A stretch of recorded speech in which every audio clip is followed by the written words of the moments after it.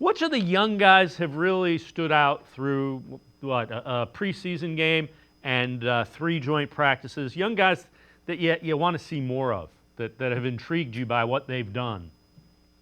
I will start with Jamari Thrash. Just that was someone they needed somebody to step up, one of those young guys to develop, and we've kind of been waiting on that where they've been drafting these guys, and they kind of wait in the wings, but they never really ascend past wide receiver 4 or 5.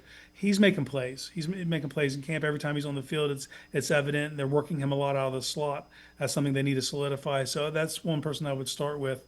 But I would go for a deeper cut on the other side of the ball with Aiden Huntington. Like it's jarring for me watching a number 66 float around the field on special teams like a demon out down there making tackles 40 yards downfield. But you just see his inside outside versatility even on the defensive side of the ball, and you start to see a player, a UDFA, that there's a path.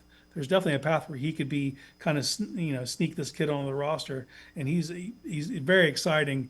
But first and foremost, I got to get him out of number 66. It is breaking my brain when I see him out there.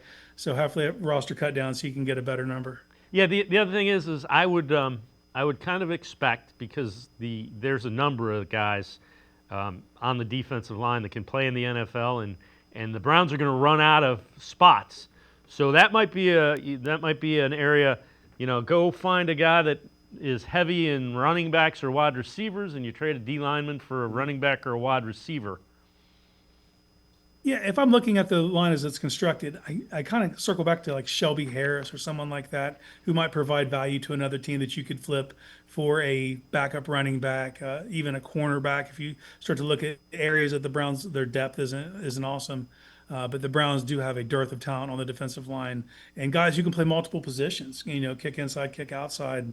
And you start to, you can play the math game by eliminating, like, well, if this guy can play, like Alex Wright can play inside or outside, can you carry one less defensive tackle because of that and kind of use those depth pieces as trade bait as we get closer to here before roster cutdowns? And these preseason games are huge stages for these guys to show, not just for the Browns, but like to the entire league, put good stuff on tape and kind of increase your value.